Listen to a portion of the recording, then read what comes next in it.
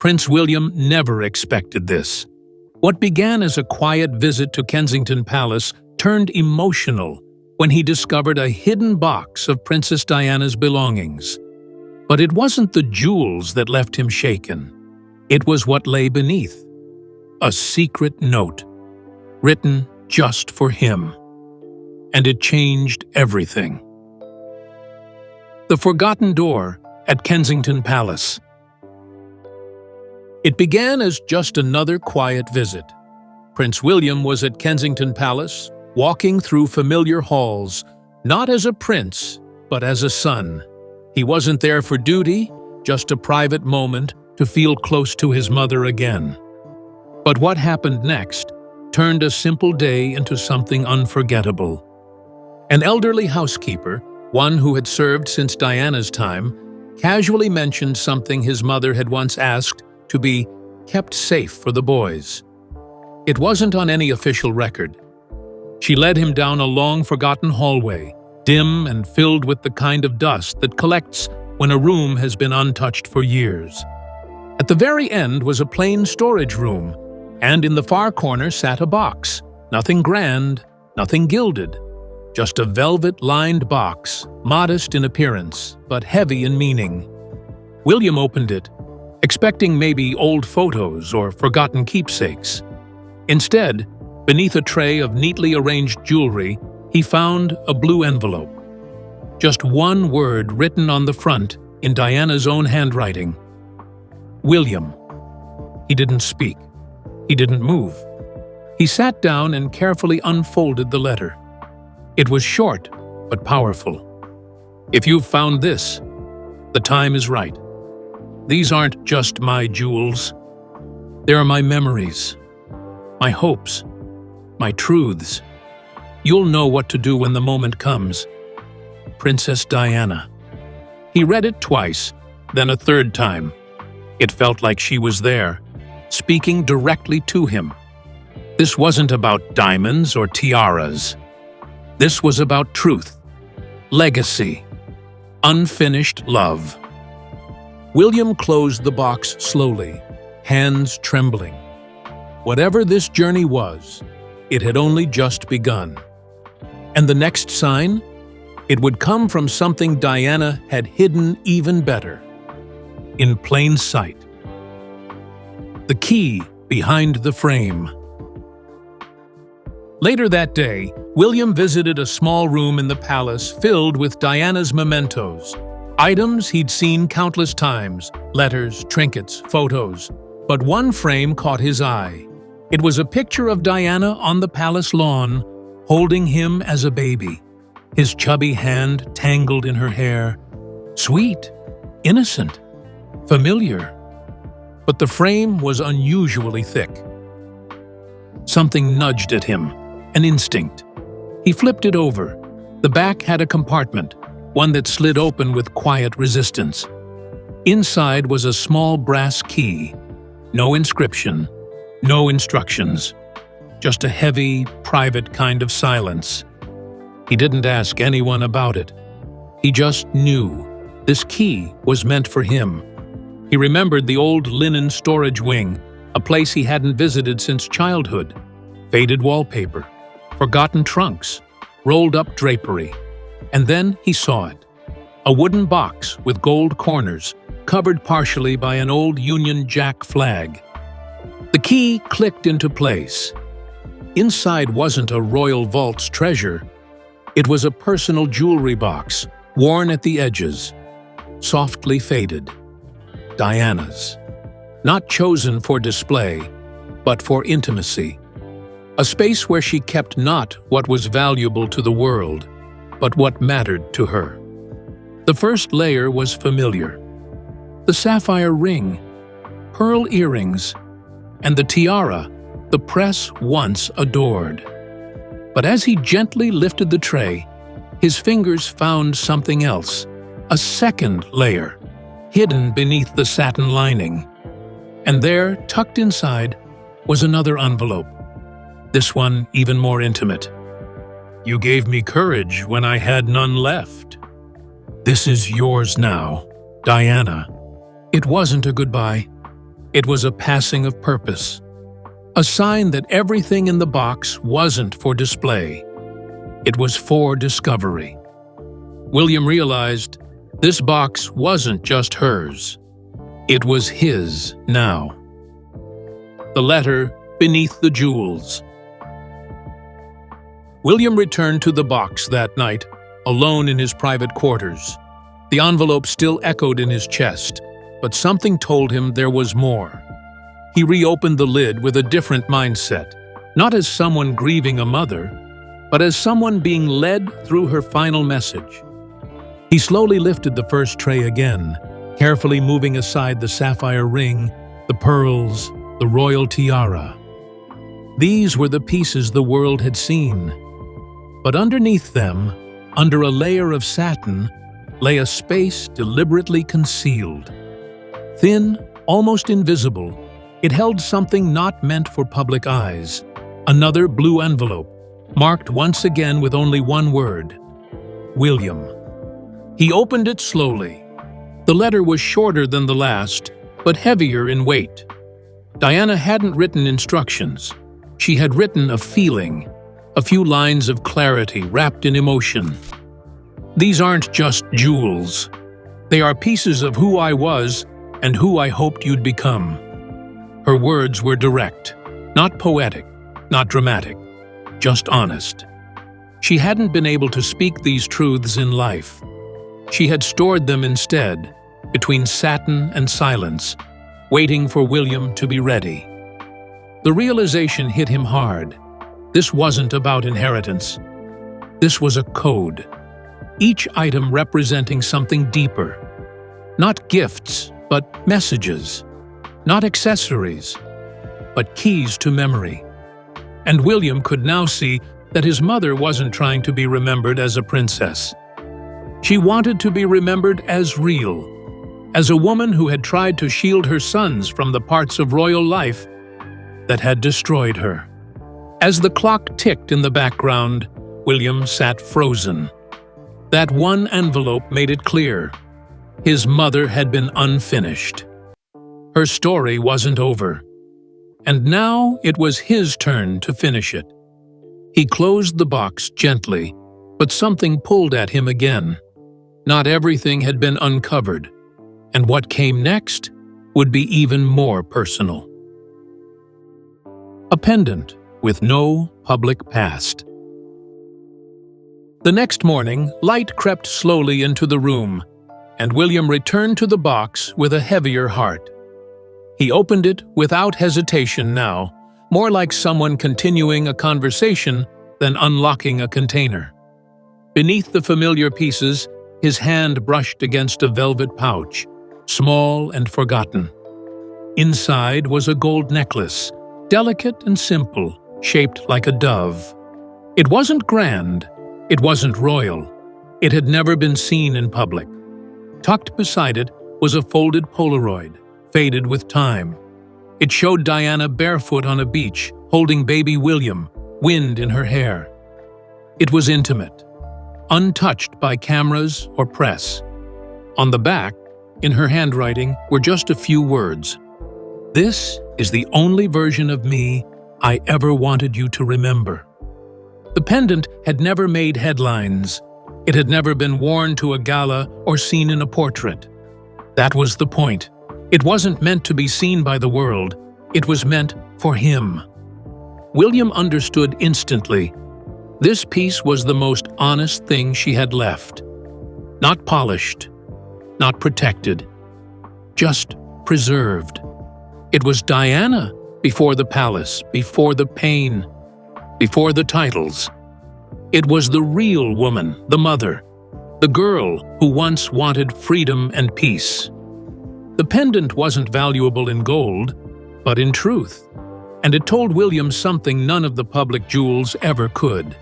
Diana had never stopped being herself, even when the world tried to make her someone else.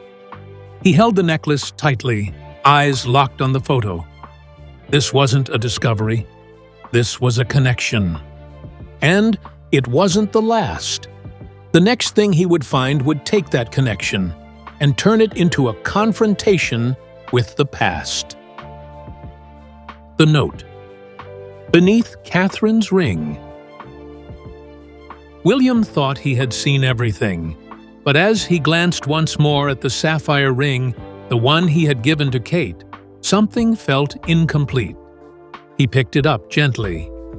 It was the same ring Diana had worn during her engagement, the ring that had once stood for love and later for loss. But now, holding it again, William noticed a slight shift in the cushion beneath it. A resistance. He pressed his thumb into the lining and lifted it.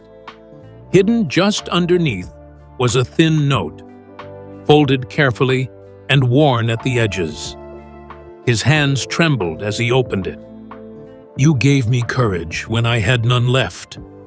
This is yours now, Diana." That one line shattered him. It was more than affection. It was a handover. Diana wasn't just remembering their bond. She was passing something forward. The ring wasn't simply a jewel he'd gifted to Catherine. It was part of a silent mission, something Diana had embedded into him long ago. What was once a symbol of broken romance had now become a symbol of strength. He had chosen it for Kate out of love, but Diana had hidden something deeper inside it, not just a reminder of her, but a reminder of who she had become through him. The moment felt different now. The jewelry box wasn't just offering him memories. It was giving him instructions without commands, truth without force. Diana hadn't asked him to fight the world. She had simply asked him to remember her fully, not as a crown-wearing icon, but as a woman who had survived more than most ever knew. He placed the note down beside the first two. Each one was building a picture, one that wasn't meant for the press, the firm, or the public. It was meant for him. And what he found next would not be a ring or a letter, but a piece of Diana so private, it had never left her heart. A necklace never worn for the crown. There was still a pouch tucked into the corner of the box, almost hidden beneath the wood lining. William reached for it slowly, already bracing himself for what it might contain. This one felt older, worn by time and hands and quiet significance. Inside was a cracked seashell pendant on a thin gold chain, uneven, imperfect, humble. He stared at it, trying to recall a single photo of Diana wearing it. But there was nothing. No public appearance, no royal event, no memory of it ever being shown. Attached was a folded paper. Not a letter, just a line. This one reminded me of who I was before the palace. Diana. That single sentence said everything. This wasn't something she wore to be seen. This was something she kept to survive. It wasn't just jewelry, it was identity. It reminded her of who she was before the rules, before the headlines, before the pressure of becoming someone else's version of a princess. William held it in his hand, stunned by its quiet power. This wasn't part of a collection. It was part of her. A part she had hidden away, not out of fear, but out of protection. Because it was too precious to be misunderstood. And as he sat in silence, pendant in one hand, note in the other, he finally understood. Diana had never stopped being herself. She had just tucked that self away, waiting for someone she trusted enough to find it again. That someone was William. And the next layer in the box would bring him face to face with the one name she had never wanted to see attached to this truth. His father. The letter meant only for William, never for Charles. By now, William had stopped thinking like a curious son. He was moving through the box like a man following a map only he could read. Every item, every note, had been left with purpose. And when his fingers brushed against the final edge of the jewelry box, he felt it, a loose panel. He gently pulled it back. Tucked behind it was a sealed envelope, older than the rest. His name was on the front again, but this time there were 5 more words written beneath it, words that made his breath stop. For William only, never for Charles. He didn't open it right away, he just stared at it. The fact that his mother had written such a bold instruction, in her own hand, meant this was more than private. It was protected. This was a truth she didn't want shared. Not with the public. Not even with his father. When he finally broke the seal, the letter inside was quiet in tone. Not angry, but aching. Diana described how the palace had become less of a home and more of a prison of performance. How staff spoke to her in softened lies. How she was monitored, manipulated, and at times made to question her own mind. "I don't know if your father saw what was done in my name," she wrote. "But I do know this. You must never let silence become tradition." There were no accusations, no scandalous details. Just honesty, raw and fragile. She hadn't written it for drama. She wrote it because she was afraid the truth would vanish if she didn't leave it somewhere safe. William folded the letter with care, heart pounding. For the first time, he saw just how much Diana had been forced to endure alone, and how deliberately that silence had been preserved by the very walls they all lived behind.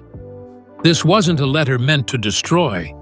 It was one meant to wake him up, and it had. What he did next wasn't planned. It was instinct. The moment, he showed Kate. He sat alone in the room for hours. The only sound was the soft ticking of the antique clock above the mantel. Outside, the world continued its routine, guards changing shifts, aides finishing schedules, London moving quietly in the distance. But inside this room, time felt suspended. The jewelry box sat open beside him, no longer just a collection of keepsakes, but a portal into his mother's hidden voice. The notes, the faded photo from the beach, the delicate dove pendant, the cracked seashell, and now the letter. The one she had written for him alone, and specifically never for Charles. He had read it 3 times, maybe 4, and still he couldn't move past the words. There was power in what Diana had said, and even more power in what she hadn't. It was emotional, personal, and piercingly honest. But it was also heavy. Too heavy to carry alone. That evening, as the sky dimmed and the last of the palace lights flickered on, Catherine quietly entered. She didn't knock. She didn't need to. The moment she saw William, she knew. He hadn't cried. He hadn't broken down. But something in him had shifted. His expression wasn't grief-stricken or confused. It was weighted, like he had touched something sacred and didn't know where to place it. She walked over and sat beside him. For a moment, they said nothing. Just silence, thick, respectful, and shared. Then William slowly reached for the envelope marked, "For William only." Never for Charles. Without saying a word, he placed it in her hands. Catherine's eyes scanned the letter carefully. She didn't rush. Her face remained still, but William could see her grip tighten slightly as she reached the last lines. When she looked up at him, her voice was quiet, steady but full of meaning. "I think she was waiting for you to be ready. And you are." That was all she said. That was all he needed. They didn't talk about what the letter meant politically. They didn't analyze it like strategists. This wasn't about the monarchy, or the press, or the past. It was about something much deeper. A mother's private truth, and a son finally ready to carry it. Together, They opened the box again, this time as partners, not royals. They went through each item slowly, one by one. The dove-shaped pendant, still warm from his hand. The photo of Diana, barefoot in the sand, holding baby William in a moment the cameras never caught. The tiny seashell necklace, cracked and imperfect, and more powerful than any crown jewel. Catherine picked it up gently, her fingers brushing across the chain. Her eyes didn't leave it as she whispered, "She didn't want the world to know her until you did." William nodded, eyes locked on the pieces laid out before them. In that moment, everything was clear. For years, he had tried to honor Diana through action, through charity, through resilience, through silence. But now he realized something far more important. Diana hadn't needed him to be perfect. She had needed him to listen, to finally see her not as an icon frozen in history, but as a woman who had fought to leave behind something real. And he had. With Catherine beside him, the weight no longer felt impossible. Because now, it wasn't just about holding on to the past. It was about protecting what mattered most, not by locking it away, but by living by its message. Because Diana's voice didn't ask for revenge or retribution. It asked for truth to be remembered, and for love to carry it forward. The locket. With Diana's final wish. There was only one pouch left, small, velvet, and almost invisible, pressed into the corner of the box as if it didn't want to be found. But William had come to learn something over these past few hours. Diana never did anything without intention. If it was hidden, it was because it was sacred. He reached for it carefully. The fabric was soft but worn, the edges faintly fraying from time and quiet handling. His fingers knew immediately this wasn't about wealth or jewelry. This was about something his mother had never been allowed to say aloud. He untied the ribbon and opened the pouch slowly. Inside was a simple gold locket, delicate and slightly dulled with age. There were no diamonds, no palace markings, no royal engravings. It didn't look like it had ever been worn for public appearances. It wasn't regal, it was personal. He opened the locket, expecting a photo, perhaps one of him and Harry as boys, or a childhood picture of Diana herself. But there were no photos inside. Instead, folded tightly into the oval frame, was a fragile piece of paper, yellowing at the edges, but still intact. It had been folded so precisely, as if it had waited for years to be read by the right hands. Written in Diana's familiar, unmistakable handwriting was a single message, short, clear, and devastating. Let them grow without the chains I wore. Let them rise without the silence I endured. Princess Diana. William didn't move. He didn't blink. It felt like his mother had just spoken through time. The words weren't for him. They were for his children, George, Charlotte, and Louis.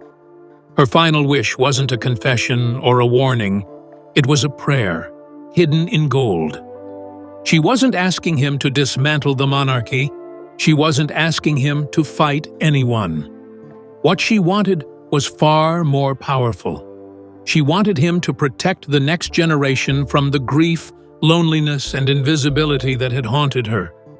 She wanted him to change the system from within, not to destroy it, but to humanize it.